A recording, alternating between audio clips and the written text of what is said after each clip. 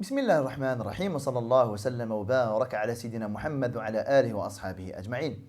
اللهم اجعل جمعنا هذا جمعا مباركا مرحوما واجعل تفرقا من بعده سالما معصوما ولا تجعل فينا ولا منا ولا معنا شقيا ولا محروما.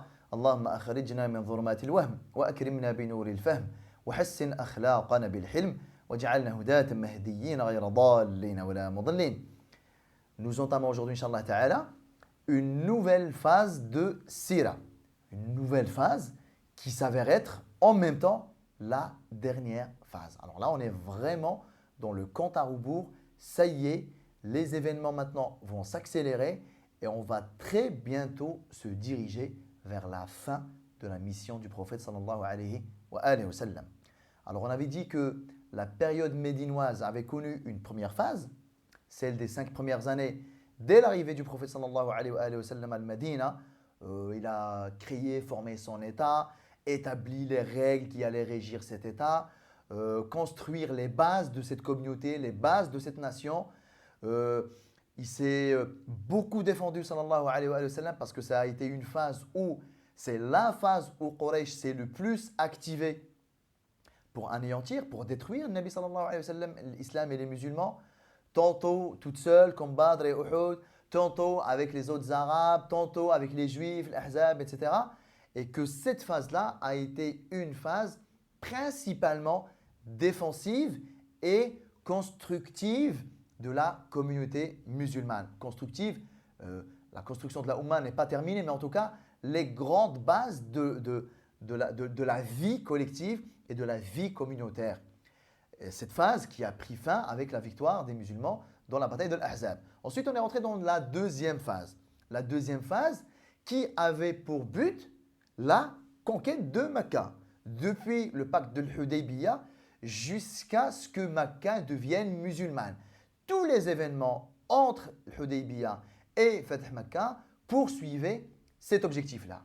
Maintenant que Mecca est musulmane, qui était l'objectif à atteindre, l'objectif intermédiaire à atteindre, maintenant que c'est fait, nous rentrons dans une nouvelle phase, dans la dernière phase. La dernière phase que je qualifierais de phase où Nabi sallallahu alayhi wa sallam a fait les derniers réglages, les derniers ajustements, réajustements, les dernières recommandations et les derniers points pour valider définitivement cette Ummah qui devra bosser après mon départ. Alors, le Nabi sallallahu alayhi wa sallam nous fait rentrer dans cette nouvelle phase par un événement principal, qui est la bataille de Hunayn. Souvenez-vous, on avait dit que cette dernière confrontation entre le Nabi sallallahu alayhi wa sallam et Mecca et Quraysh était attendue par tout le monde. Parce que les gens, les Perses, les Byzantins, les hypocrites, les Bédouins, les polythéistes, tout le monde attendait cette dernière confrontation pour savoir quoi faire après. Et qui va gagner, comment, dans quelles circonstances, etc. Et que cette info-là, de quelle va être l'issue de cette dernière confrontation, allait permettre à tout le monde de se positionner définitivement à l'égard du prophète sallallahu alayhi wa sallam, à l'égard de l'islam, à l'égard des musulmans. Mais que dans tout ce beau monde, cette info, comme quoi la dernière confrontation entre le Nabi sallallahu alayhi wa sallam et les musulmans, elle s'est soldée comment? Elle ne s'est pas soldée par la défaite de Quraysh. Non, mieux que ça. Elle s'est soldée par l'islam de Quraysh, qui était quelque chose d'inimaginable, d'inattendu. On attendait la confrontation. On attendait la résistance de Quraysh. Même la défaite de Quraysh, on pouvait s'y attendre. Mais Quraysh, comme on les connaît, Quraysh fier, Quraysh fort, Quraysh, voilà, on lâche rien, on est des résistants, voilà, on est tenace, etc. On va rien lâcher. C'est comme ça qu'on connaît Quraysh. Donc même si Muhammad sallallahu alayhi wa sallam allait dominer Mecca, tout ça, jamais Quraysh allait baisser les armes et jamais Quraysh, pire encore, jamais Quraysh allait finir par dire la ilaha illallah Muhammad Rasulullah sallallahu alayhi wa sallam. Ça veut dire le fait que Quraysh devienne musulman, ça a choqué les gens. Et les premiers que ça a choqué, les voisins. Alors l'info n'est peut-être pas encore arrivée chez les Romains, chez les Perses. Par contre, elle est déjà arrivée dans la région. Et il y a qui dans la région? Il y a la tribu de Thaqif, à Taïf, à 80 km de Mecca, et il y a la tribu de Hawazin.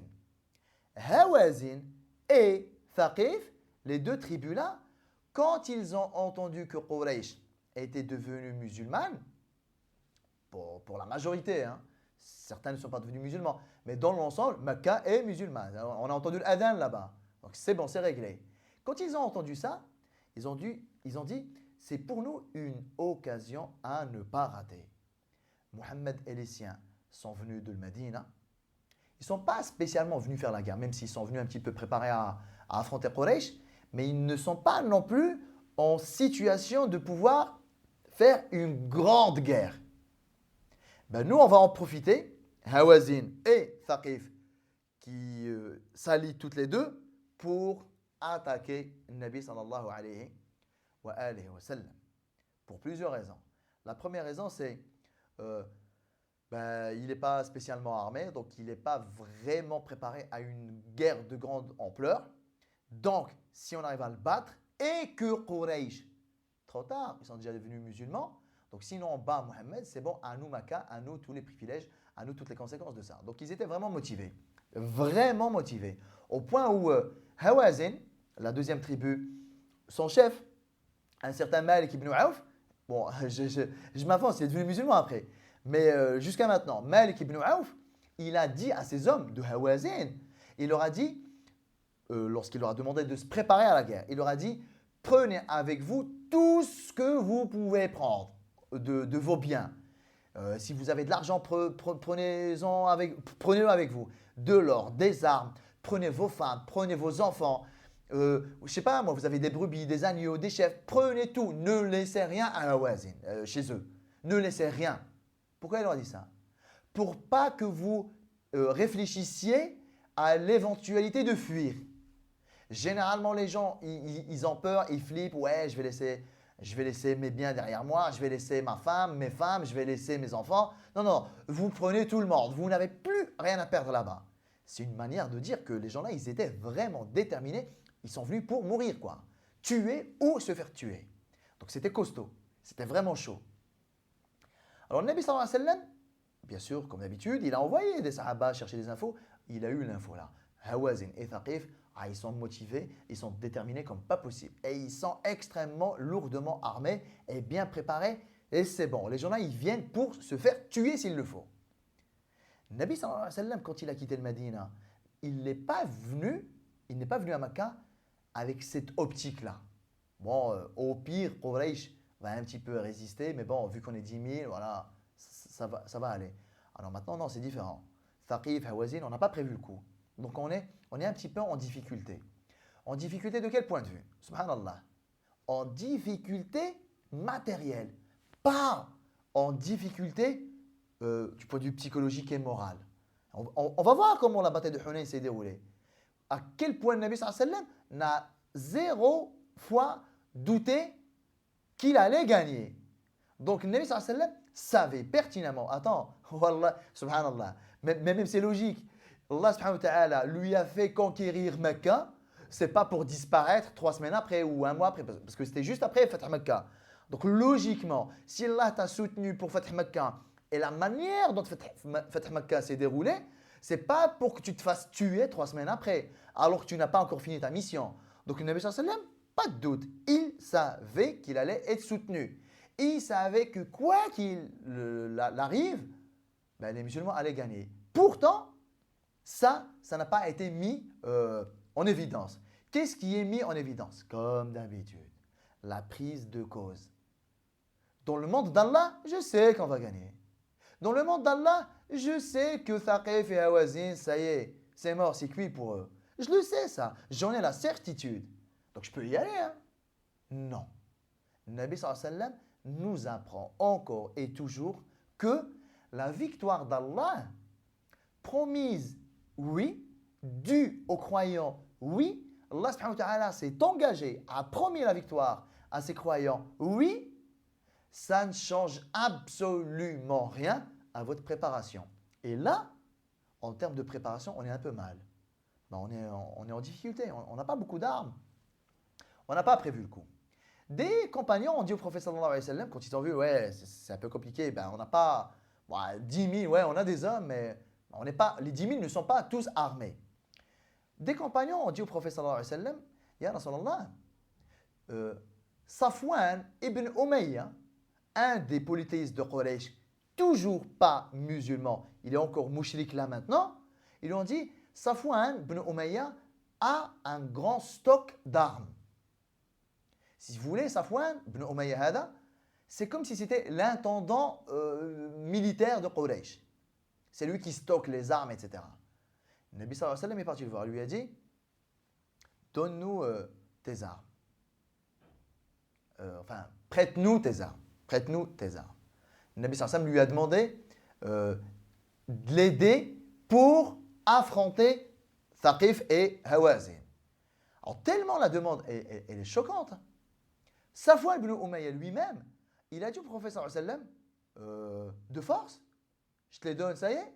En gros, tu me les prends, tu m'en dépouilles. Le Nabi sallallahu alayhi wa sallam lui a dit non.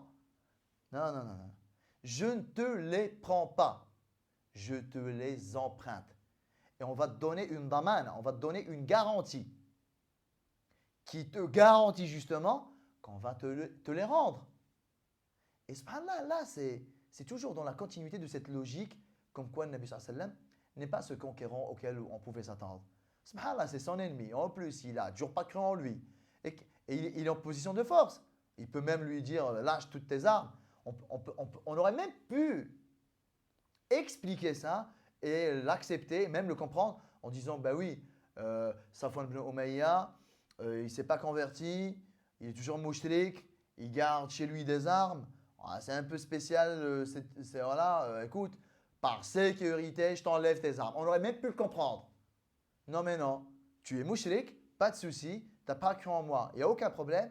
Tu n'as encore pas une arme, tu as un stock d'armes chez toi et ce n'est pas dérangeant.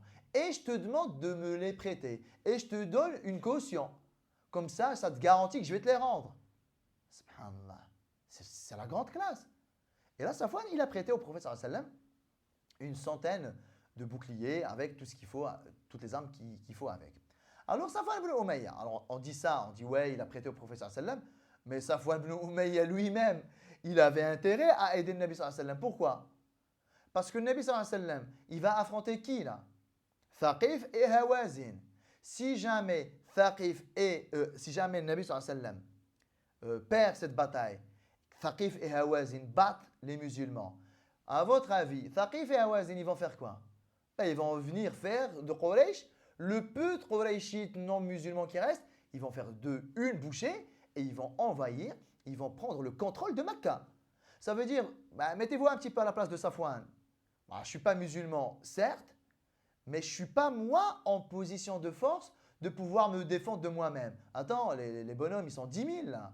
Donc, vaut mieux que moi, je leur donne des armes, qu'eux aillent se battre, parce que eux, en partant se battre contre Thaqif et Hawazin, mine de rien, ils sont en train de se battre pour Mecca. Donc, j'ai tout intérêt à ce que Mohammed gagne, quoi. Donc, tiens, je te fournis des armes. Donc, c'était du donnant implicitement, alhamdoulilah. Le Nabi sallallahu alayhi wa sallam, il a formé son armée. Son armée est composée de 12 000 personnes. Alors, si vous avez bien compté comme moi, vous comprenez qu'il y a les 10 000 qui sont venus pour Fath Mecca et il y a 2 000 qui se sont rajoutés. Ils sont venus d'où les 2 000 là? Les Mécois de Quraysh qui sont devenus musulmans. Ça veut dire là, j'ai une armée de 12 000. Sur les 12 000, j'ai les 10 000 qui étaient déjà là pour le Fath, qui sont venus. Dedans, dans les 10 000, il y a quelques milliers, mais 2 000 à peu près, voilà, 2 000. 2 000 personnes de Medina, le Muhajirin et l'Ansar, et à peu près 8 000 qui viennent des autres tribus arabes, entre-temps devenues musulmanes. Donc j'ai 2 000 Muhajirin et Ansari, j'ai 8 000 musulmans d'ailleurs, et j'ai 2 000 Mécois convertis depuis 3 jours à peine, 4 jours, 1 semaine, 10 jours, grand maximum. Pourquoi on parle de cette répartition-là? Est-ce que ça va avoir une influence? Oui. L'armée musulmane, c'est vrai qu'elle est 12 000, mais on n'a pas 12 000 personnes homogènes. Alors cette armée-là, du moins cette bataille de Hunayn, elle est particulière. Je lui vois trois particularités. La première particularité, c'est que c'est la première fois, quand j'ai la première particularité, qu'il la distingue des autres batailles, qu'il la distingue de Badr, de Uhud, de l'Ahzab et de Mu'ta. Même si le Nabi sallallahu alayhi wa sallam n'y a pas participé, mais bon, c'était une grande guerre, une grande bataille, je la compte quand même. Donc, qu'est-ce qui distingue la bataille de Hunayn des quatre là, Badr, Uhud, Ahzab et Mu'ta?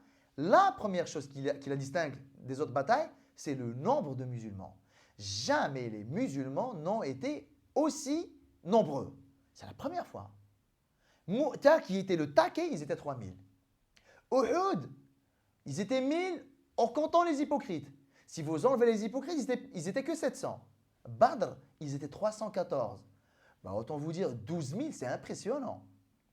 C'est impressionnant. Est-ce que c'est efficace? Est-ce que c'est un avantage? Est-ce que c'est un atout? Est-ce que... On n'en sait rien pour l'instant. On est en train de relever les différences et les particularités de cette bataille. Premièrement, les musulmans, jamais aussi nombreux. Deuxième particularité, c'est que c'est la première fois où l'on se retrouve avec une armée musulmane dans laquelle il y a de tout et de tout le monde. Jusque-là, ça a été une armée cohérente. Les Muhajirin et les Ansar, ce sont leurs frères, ils ont vécu les galères ensemble. Allah subhanahu wa ta'ala, il a rassemblé leurs cœurs. Le Nabi sallallahu alayhi wa sallam a fraternisé entre les Muhajirin et les Ansar. C'était un seul corps. Vraiment. Il y a eu des petits écarts par-ci, par-là. Uhud, les archers qui n'ont pas obéi. Mais dans l'ensemble, oui, tu pouvais parler d'un corps. On peut parler d'une nation. On peut parler d'une armée. On peut parler d'une équipe. Vraiment unie, soudée, etc., etc. Jusque-là, ça a été ça. Badr, c'est bon. Uhud, c'est bon. Ahzab, c'est bon. Mu'ta, dans l'ensemble, c'est bon. Il y a quelques nouveaux musulmans, type Khalid ibn Walid par exemple, radiallahu anhu, mais dans l'ensemble, on est avec les anciens, on est avec les Muhajirin, les Ansar, dans la majorité. Là, ah non, là c'est différent. Sur 12 000 personnes, j'ai 2 000 anciens.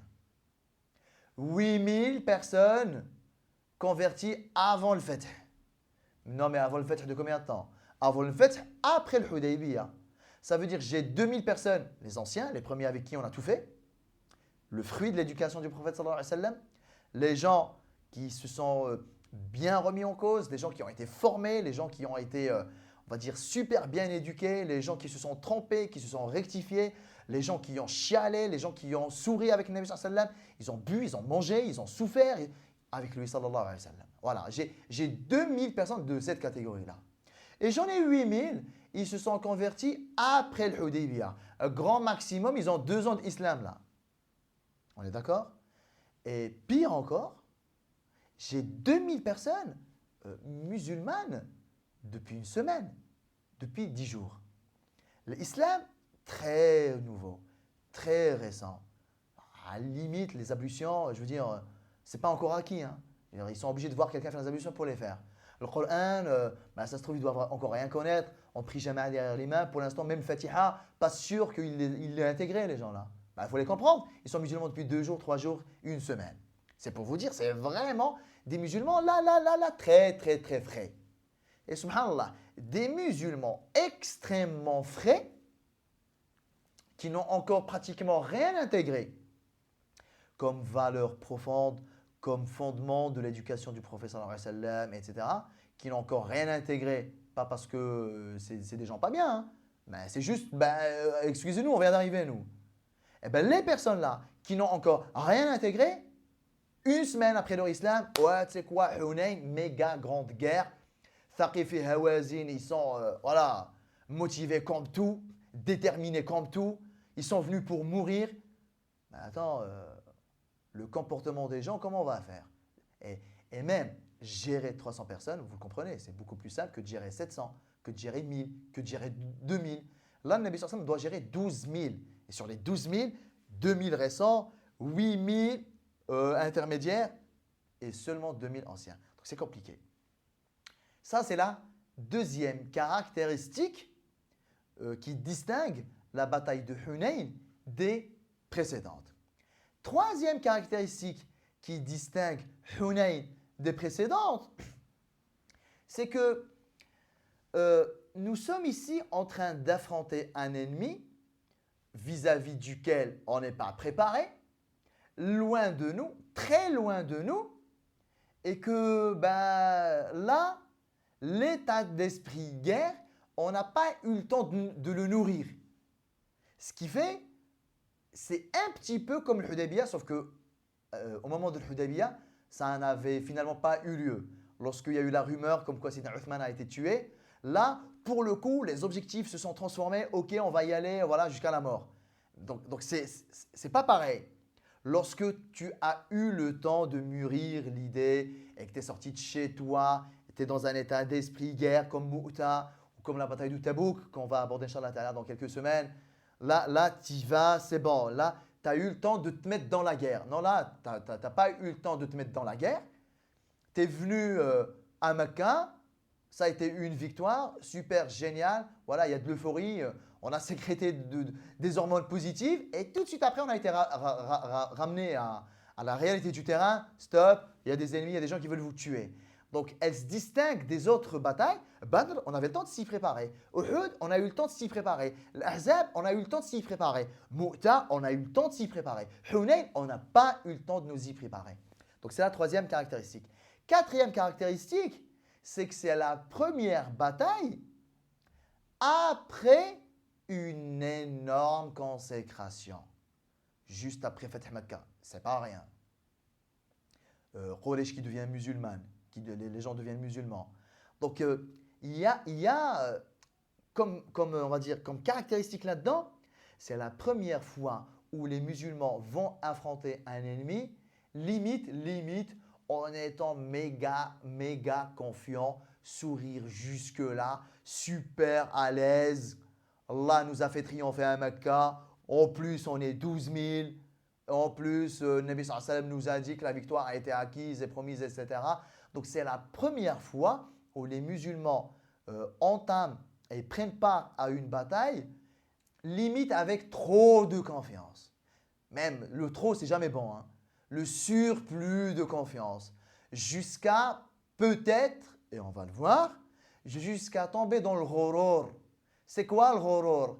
Le ghurur, c'est le fait d'être leurré par soi. J'ai tellement confiance en moi, je sais ce que je vaux, et que dans ma tête, c'est bon, c'est réglé en 2 secondes. Le ghurur, c'est jamais bon. Je vous rappelle que c'est le ghurur de Quraysh qui a coûté la bataille de Badr à Quraysh. À l'aise, vous vous en souvenez? Ils sont venus vraiment à l'aise. Ils ont ramené avec eux les chanteuses, les danseuses. Pour eux, la bataille de Badr allait être une formalité. Ok, c'est tellement pour nous une formalité. On ramène avec nous les danseuses, les chanteuses. On va régler le compte des musulmans en quelques heures. Et on va planter les tentes. On va égorger les chameaux. On va faire du rôti, du mchoui. Voilà, il y aura à boire, à manger. On ramène l'alcool, les poètes, etc. Waouh! C'est ça le ghurur. C'est ça le ghurur. Lorsque tu ne te remets pas en cause et lorsque tu n'y vas pas en vigilance et tu n'y vas pas en mode voilà, faut pas que je chope la grosse tête. Si vous voulez, la bataille de Hunayn, c'est la première fois où les musulmans abordent une bataille un petit peu avec la grosse tête. Quand je dis la grosse tête, bien évidemment, je ne pense pas aux muhajirin, je ne pense pas aux ansar. Je vous rappelle qu'on est 12 000 et que sur les 12 000, il y a un bon 10 000. Voilà, l'islam, il est très récent. Donc, la fierté tribale, tout ça, c'est peut-être encore là, quoi. Donc ça, les 4 caractéristiques-là. On n'a jamais été aussi nombreux. On n'a pas été aussi peu préparé à ça. On n'a jamais été aussi hétérogène que ça. Avant, c'était Muhajirin Ansar. Et on n'a jamais été aussi confiant que ça. À votre avis, les 4 caractéristiques-là, ce sont des atouts ou des inconvénients? Le fait que vous soyez vraiment très nombreux par rapport à tout ce que vous avez connu jusque-là, c'est un point positif? On verra. Le fait que vous soyez vraiment hétérogène, c'est un point positif? On verra. Le fait que cette bataille-là, vous ne vous y êtes pas préparé, c'est un point positif? On verra. Et le fait que, non mais là, la bataille de Hunayn intervient juste après Fath Makkah, c'est un point positif ou pas? On verra. Et au point où Allah subhanahu wa ta'ala, souvenez-vous de Badr, et souvenez-vous surtout de Uhud, Allah subhanahu wa ta'ala avait beaucoup commenté en versets, au Coran, la bataille de Uhud. Commenter un petit peu ce qui s'est passé, pourquoi la boucherie a eu lieu, pourquoi ce qui s'est passé, etc., etc. Dans Surat Al-Imran. Et bien, subhanallah, dans Surat Al-Imran, Allah subhanahu wa ta'ala aborde la bataille de Hunayn. Allah subhanahu wa ta'ala dans Badr, dans la Surat Al-Imran, il a légèrement fait allusion, même en nommant la bataille de Badr, mais sans trop la commenter, parce que Badr c'est Surat Al-Anfal. Il a juste rappelé à quel point vous étiez peu préparés, peu armés, peu nombreux le jour de Badr. Et Allah subhanahu wa ta'ala vous a soutenu. وَلَقَدْ نَصَرَكُمُ اللَّهُ بِبَدْرٍ وَأَنْتُمْ أَذِلَّةٌ. Allah subhanahu wa ta'ala vous a soutenu le jour de Badr, alors que vous étiez très peu signifiant le jour-là. Et Allah ta'ala a commenté Uhud et a commenté Hunayn. Qu'est-ce qui s'est passé dans la bataille de Hunayn? C'est presque la même chose que Uhud, mais inversé. Alors, le Nabi sallallahu alayhi wa sallam arrive à Hunayn. Donc, il a emprunté les armes de chez Safwan ibn Umayya et il se dirige vers Hunayn. Hunayn, c'est un wadi, un petit ruisseau entre Makkah et Taif. Quand il arrive là-bas, il ne savait pas, sallallahu alayhi wa sallam, ni les musulmans, que Hawazin. On a dit que Hawazin se sont alliés à Thaqif, mais c'est Hawazin qui menait un petit peu les débats et qui menait les offensives. Les gens de Hawazin étaient positionnés tout autour de Hunayn. Les musulmans n'en savaient rien. Donc ils ont stationné là-bas. Le lendemain matin, dès l'entame du matin, l'armée de Hawazin a envahi le secteur de Hunayn.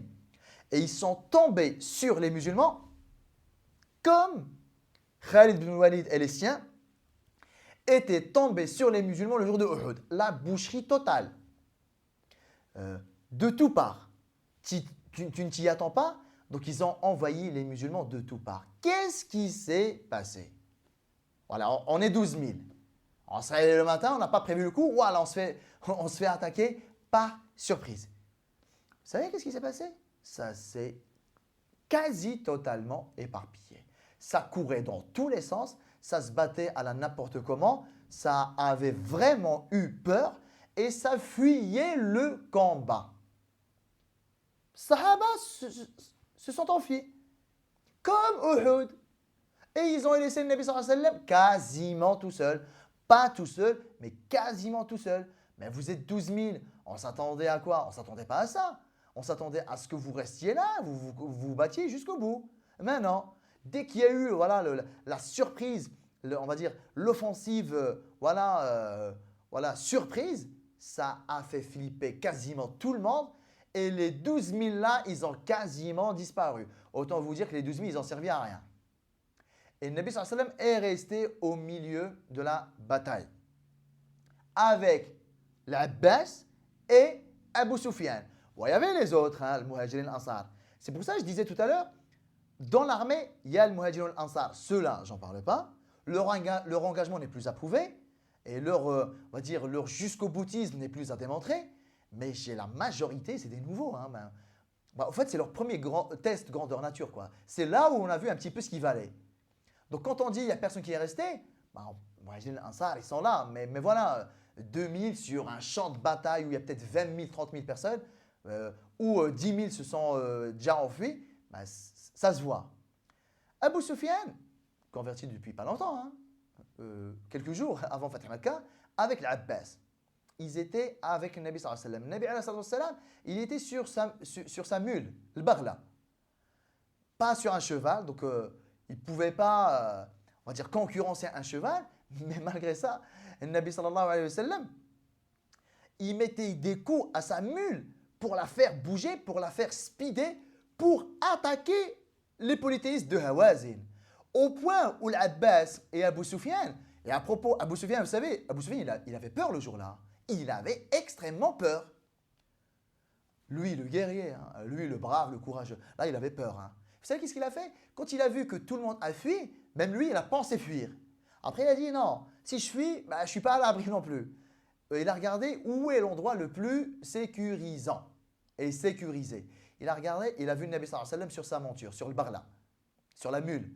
Il a dit ma parole, l'endroit le plus en sécurité dans ce champ de bataille, c'est le barla du prophète sallallahu alayhi wa sallam. Il est venu, il s'est caché en dessous de le barla. Parce qu'il savait que le Nabi sallallahu alayhi wa sallam allait être défendu par Allah. Il savait que le Nabi sallallahu alayhi wa sallam ne pouvait pas être tué là. Donc si je m'abrite en dessous du prophète sallallahu alayhi wa sallam, je me mets moi en sécurité. Lui et l'Abbas, ils se sont planqués tous les deux en dessous du prophète sallallahu alayhi wa sallam. Et le Nabi alayhi wa sallam, lui, il était dans une démarche de combat et de mener des offensives sur les polythéistes de Hawazin et de Thaqif. Ce qui fait, eux, les deux, ils voulaient se planquer en dessous de lui, mais lui, il mettait des coups à sa mule pour la faire bouger. Et eux, ils étaient mal. Même Abu Sufyan, il a dit, et moi, je tirais les rênes de l'Barla pour qu'il ne bouge pas. Sinon, on va être mis à nu et découvert. Et il a dit, même l'Abbas, il tenait les étriers du prophète sallallahu alayhi wa sallam pour empêcher le Nabi sallallahu alayhi wa sallam de mettre des coups. C'est juste marrant. L'Abbas et Abu Sufyan, ouais, des grands hommes, là, on dirait des gosses. S'il te plaît, pars pas et ne nous laisse pas. Et même le Nabi sallallahu alayhi wa sallam, voilà, il mettait des coups, il voulait combattre. Le pire pour l'Abbas et Abu Sufyan, ça a été quoi? Ça a été lorsque le Nabi sallallahu alayhi wa sallam a crié de toutes ses forces. Halumma ilayya, ana nabiyyu la kadhib, ana ibn Abd al-Muttalib. Il a crié sallallahu alayhi wa sallam de toutes ses forces. Il a dit à moi, venez à moi. Je suis le prophète, nul mensonge. Je suis le fils de Abd al-Muttalib. Il a décliné son identité. Venez à moi. Exactement, vous vous en souvenez, j'espère. Exactement ce qu'il a fait le jour de Uhud. Lorsque les Sahaba se sont enfuis, il a décliné son identité. Il a dit venez à moi. Pourquoi? Pour que tout le monde se rue sur lui. Et on avait dit, on l'a expliqué, donc je vous invite à revenir dessus pour les épisodes de la bataille de Uhud. Déjà pour que les ennemis ne poursuivent pas les musulmans. Donc déjà pour épargner les musulmans. Deuxièmement, pour annoncer aux musulmans que je suis encore là. Vous êtes où là? Manifestez-vous là. Et il a dit à Abu Sufyan, et il lui a dit, appelle les musulmans. Vous imaginez? Comment tu peux appeler 10 000 personnes, voire 12 000? Tu es dans un champ de bataille, t'entends les chevaux, t'entends le bruit des épées, etc. Qu'est-ce que tu veux? Et le Nabi sallallahu alayhi wa sallam, il lui dit, juste appelle. Et Abu Sufyan, il a dit, j'ai appelé les musulmans. Il a dit, j'ai rien compris, j'entendais de tout part, labbaik, labbaik, labbaik. On vient ya Rasulallah, on vient ya Rasulallah. Et les musulmans sont revenus. Alors qu'est-ce qui s'est passé entre-temps? On va dire, c'est comme Uhud, mais inversement. Souvenez-vous, Uhud, les musulmans l'ont porté la première partie de la bataille. Il y a eu cette désobéissance des archers. Ensuite, les Qurayshites ont rééquilibré la bataille, voire ils ont écrasé les musulmans du point de vue du combat militaire. Ici à Hunayn, c'est l'inverse. Les musulmans, ils sont rentrés super confiants. Wallah, ils n'ont rien compris. Ils ont été attaqués de toutes parts. Hawazin et Thaqif étaient en train de prendre le dessus. Et le Nabi sallallahu alayhi wa sallam, par son courage qui n'est plus à démontrer non plus, mais c'est aussi parce qu'il savait que l'issue était réglée. Hein. Il savait que Allah subhanahu wa ta'ala allait les soutenir. Mais entre-temps, il y a eu la peur, Sahaba ont flippé, Sahaba ont fui, il y a eu des morts, etc., etc. Il y a eu des morts du côté des musulmans. Donc, jusqu'à ce que le Nabi sallallahu alayhi wa sallam prenne les devants, décline son identité et appelle à ce qu'on se rassemble, quand ça s'est fait, les musulmans, ils ont repris confiance. Et là, le Nabi sallallahu alayhi wa sallam, il a dit, là maintenant c'est une guerre. Lorsque les Sahaba sont revenus, maintenant, on peut parler d'un vrai combat. Allez, battez-vous et combattez jusqu'au bout en s'adressant aux musulmans. Et pour montrer et marquer les esprits des musulmans, de façon définitive, le Nabi sallallahu alayhi wa sallam a pris de la terre, de l'argile, quoi. Il a pris de la terre et il l'a jeté sur les gens de Hawazin. Il a dit, Huzimu wa rabbil Kaaba, Huzimu wa rabbi Muhammad. Ça y est, c'est fini. Alors que le combat n'était pas encore terminé. Mais c'est pour motiver encore plus. Ça y est, l'issue de la bataille de Hunayn est réglée. Alors qu'est-ce qui s'est passé après? Les musulmans, c'est bon, confiants, c'est bon, ils sont revenus, c'est bon, ils ont pris voilà, les choses en main. Hawazin, ils ont commencé à reculer jusqu'à fuir, jusqu'à voilà, quitter totalement le champ de bataille. Et le Nabi sallallahu alayhi wa sallam et les musulmans les ont suivis, les ont pourchassés. Hawazin, pour aller vite, ils se sont débarrassés de leurs biens. Et qu'est-ce qu'on a dit, hein? On a dit qu'Hawazin ont tout ramené de ce qu'ils pouvaient ramener, de leurs biens. Or, argent, moutons, bêtes, tout. Et je vous dis qu'Hawazin ont tout abandonné pendant qu'ils étaient en train de fuir. Autant vous dire que le butin de Hunayn, c'est juste quelque chose d'inimaginable. Alors, Hawazin ont fui en abandonnant tout ce qu'ils avaient avec eux. Et les musulmans, ils les pourchassaient. Quand ça se battait encore, ça tuait encore des gens de Hawazin. Quand ça se rendait, ça les mettait en prisonniers. Et sinon, les autres, ils fuyaient jusqu'à arriver à Taïf, qui n'est pas leur secteur. Mais vu que Thaqif, ce sont leurs alliés, ils sont partis se réfugier chez leurs amis de Thaqif à Taïf. Et Taïf, c'est une forteresse. Quand ils sont arrivés là-bas, le Nabi sallallahu alayhi wa sallam a assiégé Taïf. Dedans, il y a qui? Il y a ceux de Thaqif et il y a ceux de Hawazin qui se sont réfugiés là-bas. On dit que le Nabi sallallahu alayhi wa sallam a assiégé Taïf une dizaine de jours, d'autres disent une vingtaine de jours. L'essentiel, c'est que le Nabi sallallahu alayhi wa sallam a assiégé Taïf un certain nombre de jours, un minimum une bonne dizaine de jours. Mais ça n'allait pas et ça ne marchait pas. Et eux, ils se défendaient par-dessus leur terrasse, ils tiraient des flèches, ils ont même tué certains musulmans. Donc ça ne voulait pas s'ouvrir, on va dire ça comme ça. Et jusqu'au jour où le Nabi sallallahu alayhi wa sallam leur a dit « Inna qafilun » c'est bon, moi je m'en vais, je repars. Certains sahaba, ils ont dit au prophète sallallahu alayhi wa sallam « On repart alors qu'on a la possibilité d'en finir une bonne fois pour toutes avec Hawazin et Thaqif d'un coup. Tu veux vraiment qu'on quitte le combat et qu'on arrête de les assiéger alors qu'on en a encore la possibilité ?» Il leur a dit « Ok. » Il leur a dit « D'accord, on réattaque demain. Demain, on rattaque, Inch'Allah Ta'ala. » Le lendemain, Sahaba, ils ont tenté. Un certain nombre d'entre eux s'est pris des blessures, tout ça. Et le soir, ils sont venus voir le Nabi sallallahu alayhi wa sallam voilà, pour faire état de leurs blessures. Et le Nabi sallallahu alayhi wa sallam leur a dit « Demain, moi, je m'en vais. Demain, moi, je pars. » Et ils lui ont dit « Nous aussi, ya Rasulallah. » Et le Nabi sallallahu alayhi wa sallam, il a souri. Et tous les musulmans ont abandonné Taïf, donc Thaqif et Hawazin, et ils sont repartis vers Mecca. Et sur le chemin, certains sahaba, ils ont dit « Ya Rasulallah, demande à Allah subhanahu wa ta'ala d'anéantir Thaqif. » Bien sûr, on va détailler ça, Inch'Allah ta'ala, la semaine prochaine, la suite, les butins, le comportement des sahaba, lesquels, etc. Parce qu'il y a beaucoup de choses à dire sur ça. Mais déjà maintenant, ils lui ont dit « Ya Rasulallah, demande à Allah d'anéantir Thaqif. » Et le Nabi sallallahu alayhi wa sallam, il a levé les mains, il a fait dua. Qu'est-ce qu'il a dit? Allahumma hdi Thaqifan wa'ti bihim. Ya Allah, guide Thaqif et ramène-les chez nous musulmans. L'inverse de ce que eux ont demandé. Et effectivement, Thaqif sont venus et Hawazin sont venus chez le Nabi sallallahu alayhi wa sallam peu de temps après. Mais Inch'Allah ta'ala, ils sont venus pour devenir musulmans, ils se sont convertis et alhamdoulilah, ils sont devenus musulmans par la suite. Mais tout cela, on va le détailler Inch'Allah ta'ala longuement la semaine prochaine Inch'Allah ta'ala, voire les 2 semaines à venir. Wallahu ta'ala a'lam. Wa sallallahu sallam wa baraka ala sayyidina Muhammad wa ala alihi wa ashabihi ajma'in. Je vous retrouve la semaine prochaine Inch'Allah ta'ala. Wassalamu alaykum wa rahmatullahi ta'ala wa barakatuh.